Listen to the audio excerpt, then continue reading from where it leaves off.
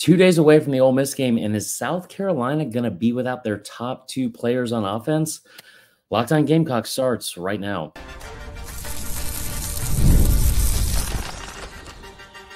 You are Locked On Gamecocks, your daily podcast on the South Carolina Gamecocks, part of the Locked On Podcast Network, your team every day. What's up, guys? Welcome into Locked On Gamecocks. I am your host, Chris Marler. It is fantastic, as always, to see you. Hope everyone's having a fantastic week. It is Thursday, October 3rd. It is also my sister's birthday. We'll get into that in a second. That's the only reason I'm wearing this hat. It's for her school. It's not orange. It's red, and it's backwards, so you guys don't have to see it. That being said, it is a big 48 hours until we have kickoff against Ole Miss.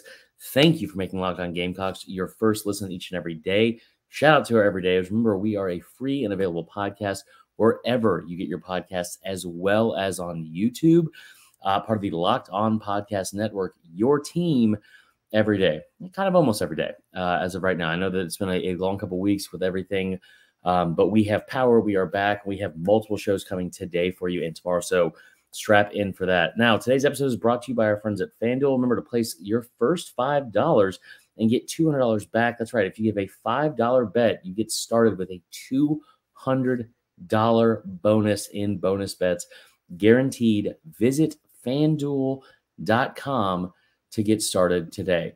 We got a good episode today. I'm excited. I apologize for yesterday not having an episode come out. The whole plan here was that we did a crossover show with Ole Miss, and we got a lot of FaceTime about South Carolina, which was great. I was a little bit worried about that, to be honest. But we did a crossover show with with Ole Miss to preview the game. However, he did not want to post it until today.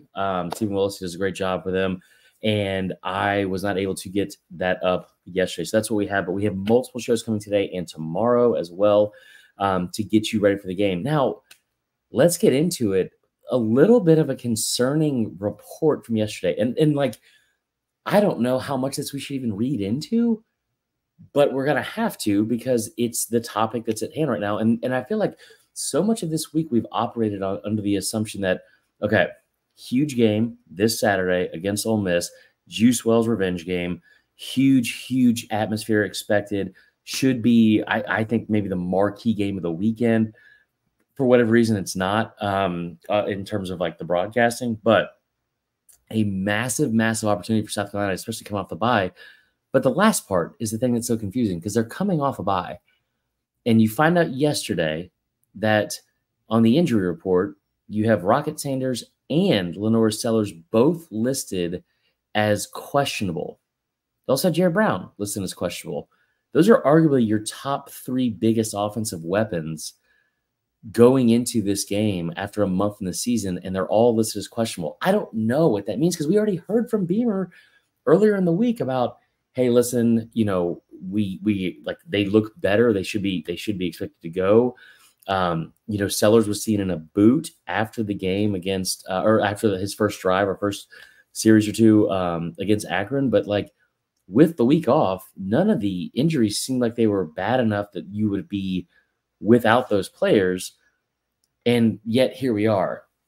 The problem with it is this is the first time we've had to look at the injury reports that have to be released by the coaching staffs of every team in the SEC. It's something they're doing this year. It's in this ongoing pandemic or epidemic of trying to be as much like the NFL as possible, which I hate.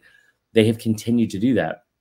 So I brought this up to somebody yesterday. Like, I would love to get a deep dive going of seeing like how many of these players that are listed as questionable are actually going to play on Saturday. Like what is the percentage of those players that have done that each week? Because I would be shocked if these two don't play. Shocked, especially coming off a bye, and especially because it hasn't really been a topic that seems like a ton of concern under Beamer before yesterday. I think the actual list itself is what kind of threw out the most concern. You know, you have here, let's pull it up real quick. I think the way they have them listed is like out, questionable, probable, active. And again, it definitely is a concern, right? It definitely is a concern. Pulling up Mike Bratton. Damn, Mike has a 70,000. Good for you, Mike. Okay, so you have for Ole Miss. Ole Miss has 20 players on theirs. They have probable, questionable, doubtful, out. Okay. They have 1, 2, 3, 4, 5, 6, 7 total players out. They have Jaden Williams, who's listed as doubtful, and they have just a ton of people listed as questionable. Trey Amos is listed as probable for them as well. That's a big one. So it's, he got banged up, I guess. But then you have South Carolina. It's only 5 players. It's only 5 players. Ja'Kai Moore out, right, which we expected. Kelvin Hunter, doubtful, DB. Then you have Rocket Sanders, Jared Brown, LaNorris Sellers, questionable. I think at least you're not looking at one of those top 2 lines where it's out or doubtful. But my goodness, it's not something you wanted to look at with 48 hours to go for this game. It's just not. And maybe it's something that's like a chess move from Shane Beamer. I hope that's what it is. I'm not trying to jinx anything. That's why I wear the same shirt and the same hat that has brought us luck in every game. Okay. But I'm not trying to jinx anything. I think I am just confused as to the timing of it, even though it's supposed to be released every Wednesday. Now, that being said, why is it scary or concerning? And you look at the numbers. Like South Carolina is an offense that scored 17 total touchdowns this year. Sanders and Sellers have combined for 9 of those. Over 50% of your touchdowns have been scored by those 2 guys. Listen, Sellers might not have been great through the air, but he's got 5 total touchdowns in basically 2.5 games, right? Averaging 2 a game, which is kind of what we thought. You look going into the season, his numbers were around like 18, I want to say, for his pre-season total touchdown prop bet from some of our betting friends. And then the thing with Sanders is Sanders has, I think it's like 250 something yards through however many games, and 4 touchdowns. He was so big in that game against LSU. You need another performance like that out of him against Ole Miss. And listen, I think we need LaNorris Sellers, right? I think we need LaNorris Sellers to win this game. But I think you need Rocket Sanders more. I think that part is the one that's the most concerning. It's like you definitely need Rocket Sanders more than anything if you're going to win this ball game against Ole Miss. And why is that? One, you need a balanced attack, right? That's one of the things that looked so great against Akron. You had almost a 50% down the middle spread of total offense in terms of rushing yards and passing yards. It was fantastic. Now, that being said, the person that ran that offense during that game was Robbie Ashford, and I think that Robbie Ashford can do some great things. And maybe the Akron game, at the very least, gives Dowell Loggins and his coaching staff more confidence in him that you can run the offense through him. Because that's not something we saw against LSU. We've said it ad nauseum. We've beaten this horse to death, right? Whatever phrase you want to use and cliche you want to use. Robbie Ashford attempting 4 passes in the second half against LSU was not a recipe for winning football. So what is this offense going to look like regardless who's out there at quarterback? I don't know. But you need Rocket Sanders more than anything. You saw last week, and you look at just the way that game played out with Ole Miss and Kentucky. I'm going to bring this up right now.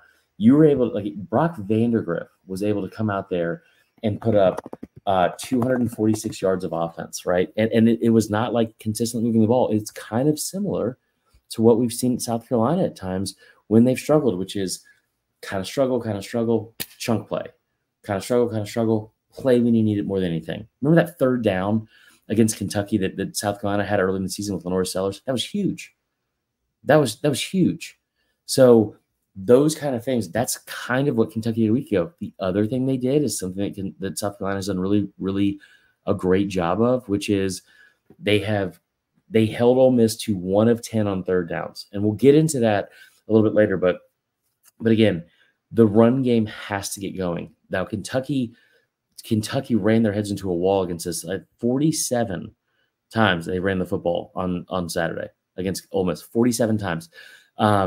Their starting running back, Demi Sumo Karngbaye, which I know is not right, guys. I know it's not right. You guys already know at this point how bad I am with names. We're going to have to let that one slide. 11 carries for 47 yards, a 4.3 average. Wasn't a huge difference maker in this game. But again, You had Dane Key that showed out in the passing game. Brock Vandegrift with 243 yards passing and 75.3 QBR. That is shocking, but it's also something that's similar that we have seen with how LaNorris Sellers has been at times. Like, nobody saw that LSU game coming from LaNorris Sellers. You gotta have consistency out of the quarterback position. You gotta have the game plan at least run through the quarterback position. But you need Rocket Sanders more than anything. So that is the first part of the show. We're gonna get into the second part. Man, every time we talk about this stuff, I get so fired up. I have a hard time not dropping an F-bomb here, but I am effing fired up for this one, man. I know y'all are too. It is going to be a great day in Williams-Brice, and I can't wait. Before we get into that, I want to talk to you about our friends at FanDuel, and before we get into the next segment as well. Listen, if you're an NFL fan, if you're a Carolina Panthers fan, if you're like me, you're a Falcons fan, whatever. Remember, you can start this season with a big return at FanDuel, right? America's #1 sportsbook. You guys have heard me talk about them before. Great friends of the show. They do a fantastic job for all of your betting needs. But head on over to FanDuel to get started today with your account. As soon as you sign up, if you make your first $5 bet, they're giving you $200 in bonus bets. $200.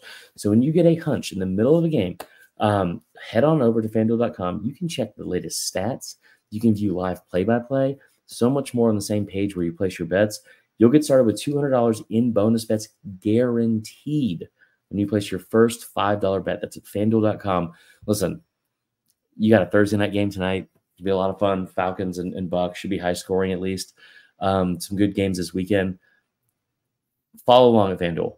It'll be a lot of fun. You can sit there and get live updates. You can make in-game bets. Sometimes those are the ones that have the most value and profit anyway. You see a game that, like, you know, for instance, how about this? If Ole Miss is a 9.5 point favorite right now, and they score first, which they've done a great job of, they score first. That line trickles up to 13 or 14. I think South Carolina's losing by 14. I don't. Live bet that. Do it today with FanDuel.com and check those guys out. Now, when we come back, we will continue to get into Ole Miss Hate Week and reasons why we hate Ole Miss and why we are looking forward to this game and the different matchups that South Carolina will have to look to exploit, both on defense and on offense as well as a preview and some stats. So make sure you stick around. Locked On Gamecocks continues next.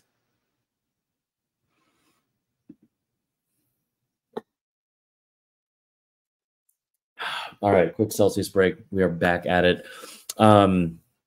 Listen, second part of the show, we're just going to get into some of the stuff about this game in particular. And before we do, I want to say, again, I know that this has been a very long week and a half for the state and everybody there.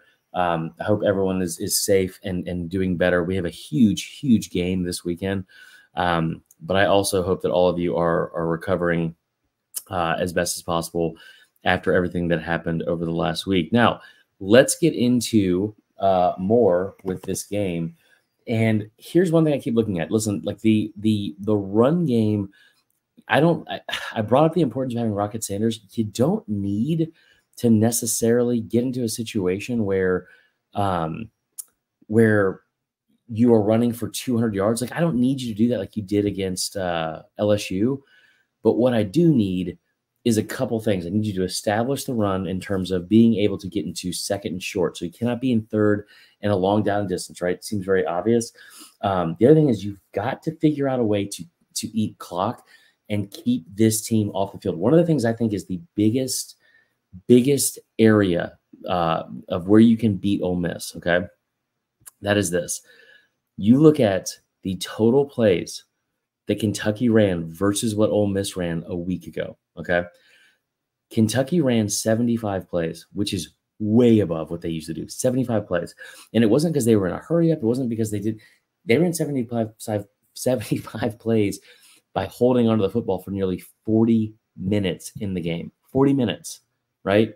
Now, listen, we've seen Ole Miss teams put up way more points in the 20 minutes they had the ball than they did on Saturday against Kentucky. But if you can hold the ball and eat up clock and keep that offense on the sideline, that's an offense that came into last week averaging over like 600 yards per game or over 550 yards a game, over 55 points per game. You have got to keep them on the sidelines for as long as possible. Ole Miss is a team that multiple times this season has put up over 80 plays in a game.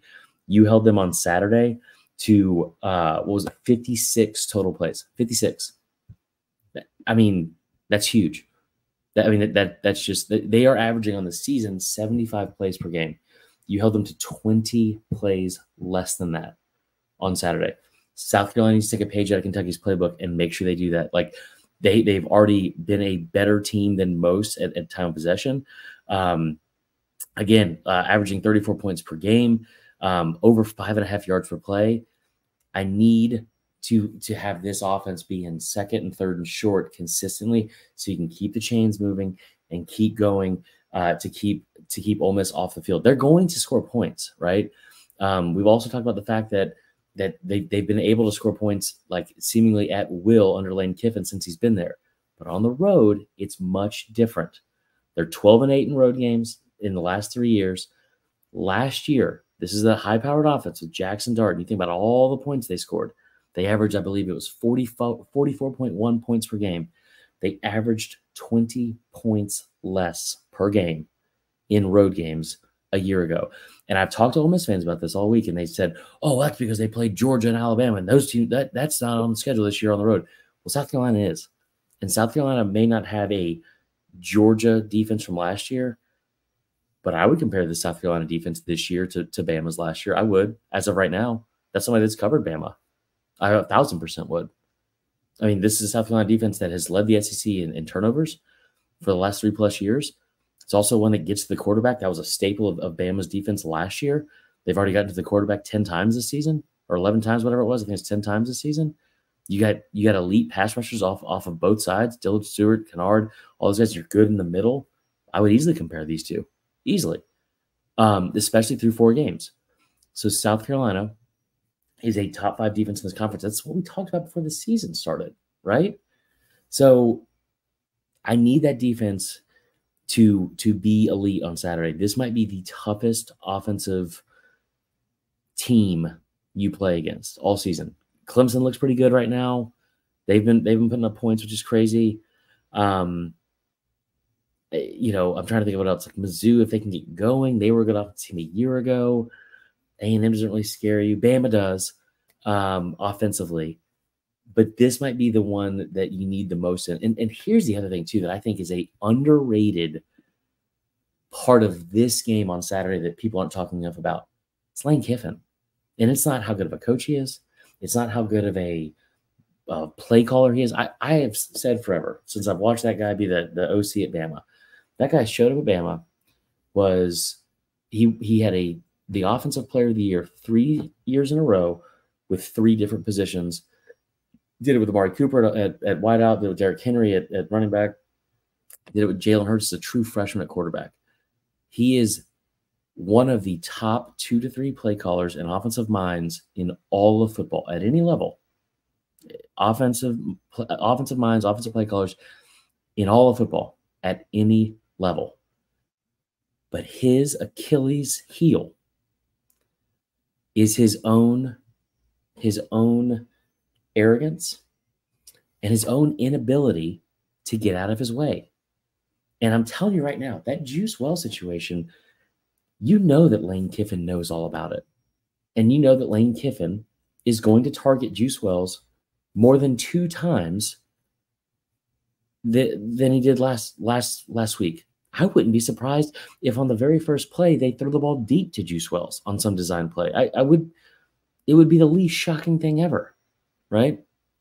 How do you react to that? How do you figure out a way to make that guy regret getting in his own way like he tends to always do? And if you think that's crazy, I want you to think about some other situations, okay? You think about the Kentucky game this past week, right? Just kept running the same offense. They refused to run the football.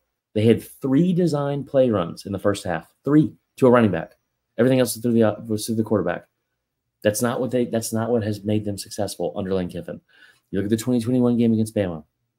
You talk about him coming in, getting the chance in front of Saban in Tuscaloosa. Better get your popcorn ready. They're down 28-0 at the half. Lane Kiffin will go out of his way to target Juice Wells and to figure out a way to get him involved in the game to somehow rub salt in the wound with Carolina fans. The wound is healed. The wound is healed. South Carolina fans don't give a blank about Juice Wells not being in a South Carolina uniform. South Carolina fans give a ton of blanks about making Juice Wells leave Williams-Brice on Saturday with his second straight loss and being 0-1 against the team he quit on. Because let's be very clear, he quit on them. I'm fired up. How do you figure out a way to let that man get in his own way? And I'll give you a perfect example of it. You've seen this at times with really good coaches. You've seen it with Ryan Day. You've seen it with Kirby Smart. You've seen it with Lane Kiffin. If you give them enough rope, they will tie the noose themselves. It's a graphic imagery, but I mean, like, you know, the old saying, cliche. I think that's the cliche. They will do that themselves because you've seen it time and time again where it's like, all right, this guy, if he gets into a situation where it's like he has to climb his way out of it after he's dug himself a hole, they don't always know how to do that. Lane Kiffin is not a good coach when his back is against the wall. Lane Kiffin is a 1 foot out the door. I am done with this. I'm going to emotionally shut down. Listen, I don't even sound like Dr. Rocky, my therapist, but I mean, come on. Like, we all know it's true. I got asked this morning on radio from a group out in Ruston, Louisiana, or Monroe, Louisiana. Like, and even they know it's true. It's like, if he loses this game, then what does it look like for him at Ole Miss? Is he the coach in Florida by November 1st? Maybe. You know what I mean? So I think you have to figure out a way to let him get in his own way, because he will do that, and he has shown time and time again that he doesn't have the maturity as a head coach or as a person to not do it. So that is the second part of the show. Before we get into our third part, we don't have an ad read, so we'll get right into it. But make sure you are sticking around. We'll talk about some last things with the game. Talk about just some different line movements and things like that. And matchups as well before the game starts. Locked On Gamecocks continues with our final segment up next.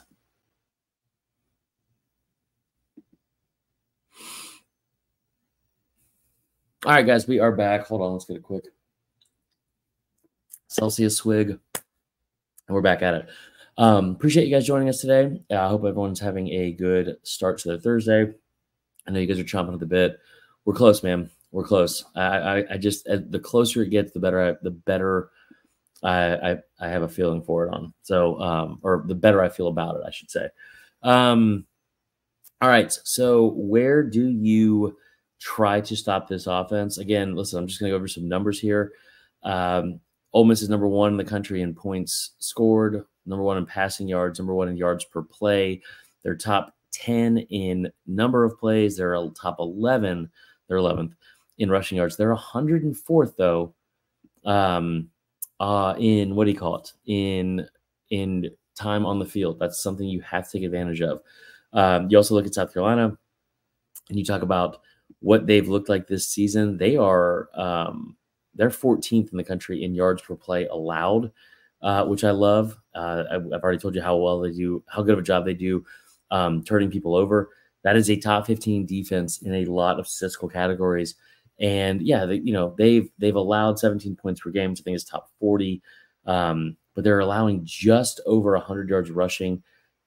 That'll be interesting to see how Ole Miss plans to attack, because I think that they are at a situation now where it's after the game against Kentucky, where they're in a bit of an identity crisis of, like, you like to think that you can run the football at will, and then obviously they have so many weapons through the air with Jackson Dart, Trey Harris, Juice Wells supposed to be this and that, but then you look at what happens when you aren't able to get those guys the football, or you're turning the football over, which was one thing that plagued them last week.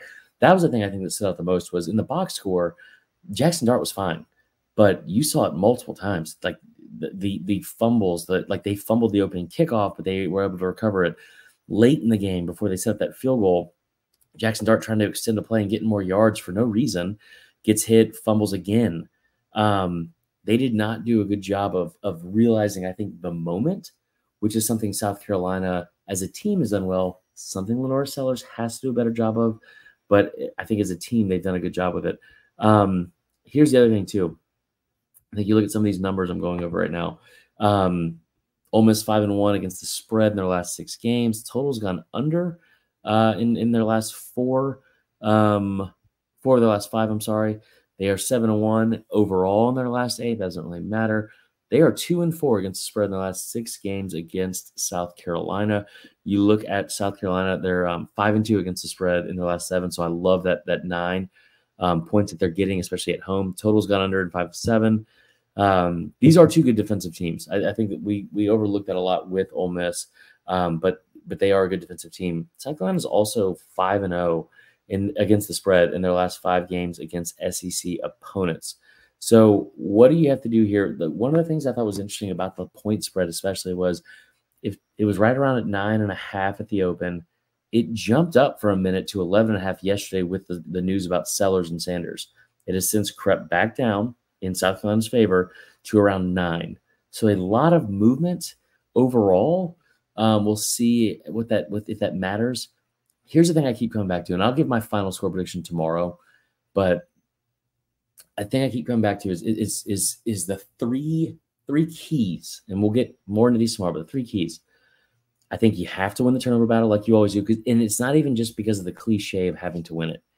It's because that has been what has been the biggest staple of South Carolina's defense, especially keeping them in games. And we've seen what that ability has done to not only win you games, but determine the momentum of games and determine it quickly. That Kentucky game was close, and it spiraled out of control very quickly. I think South Carolina fans would love nothing more than the 25-point win against their former receiver, right? So I think that is one. You have to win the turnover battle. The other thing is I think you have to keep sustained drives. I think you need at least 5 to 8 more first downs than Ole Miss in this game. And really what I mean by that is this, because the first down thing doesn't matter as much, especially since Ole Miss their whole MO on offense is to score from far. It's their cliche. They're saying, they want chunk plays, as many as possible throughout the game. But if you can get more first downs for South Carolina, if you can have 5, 8, 10 more first downs than Ole Miss, that means that you're keeping that offense off the field. You have to limit them to under, I would say 60 plays is ideal. I think that's where you want to be. You saw Kentucky was able to do it. Maybe 63, 65 seems like it could be kind of scary because they're averaging 75 on the season. But if you can keep them under 60, that is a huge, huge feather in the cap for that defense. And I think a massive potential winning formula for South Carolina. Like if you hold them under 60 plays, I don't see how Ole Miss beats you. I just don't. And the last thing is this, LaNorris Sellers. If you're starting on third downs, especially, we've got to have more pocket awareness. You got to stay out of 3rd and long, right? But more than anything is what we can't have is a situation where it's 3rd and 8, you've held on the ball for too long, and you either throw off your back foot late in a bad spot because they're going to be under pressure. And listen, this Ole Miss defense does get pressure to the quarterback. They do. They're one of the best in the country. Saw it going into last week. They had over 100 already through 4 games, 100 QB pressures.